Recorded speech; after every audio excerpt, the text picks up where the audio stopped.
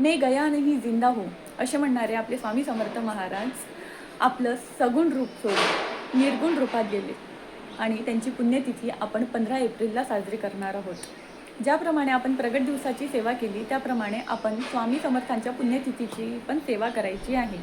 ज्यांना कोणाला गुरुचरित्राच्या पारायणाला बसायचं आहे त्यांनी 9 तारखेला पारायणाला बसायचं, 9 एप्रिलला पारायणाला बसायचं आणि त्याचं पारायणाचं उद्यापन होणार आहे 15 तारखेला. म्हणजेच काय 15 एप्रिलला स्वामी समर्थांच्या पुण्यतिथीच्या दिवशी. मनात कुठलीही इच्छा असेल, कुठलेही संकट असेल ते स्वामींना सांगा. इच्छा आहे ती स्वामींना सांगा. संकल्प घ्या आणि योग्य नियमांचे पालन करून तुम्ही गुरुचरित्राच्या पारायणाला बसा. तुमची इच्छा स्वामी नक्कीच पूर्ण करणार. स्वामींवर विश्वास ठेवा. निर्गुण रूपात स्वामी आहेत, सगुण रूपात नाही, पण तरीही प्रत्येक भक्ताच्या हाकेला स्वामी कायम असतात. स्वामी आपल्या भक्तांसाठी कायम तत्पर असतात. त्यामुळे विश्वास ठेवा आणि सेवेला बसा.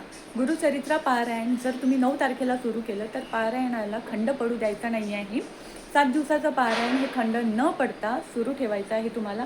मध्ये सुतूक विटाळ काहीही आलं तर तुम्ही दुसऱ्या कोणाच्या हाताने ते गुरुचरित्राचं पारायण करून घ्यायचं आहे, पण पारायणाला खंड पडायचं नाही आहे. पारायणाचे भरपूर नियम आणि अटी आहे, ते मी तुम्हाला पुढच्या व्हिडिओमध्ये नक्की सांगेल. भिऊ नको, स्वामी सदैव पाठीशी आहे.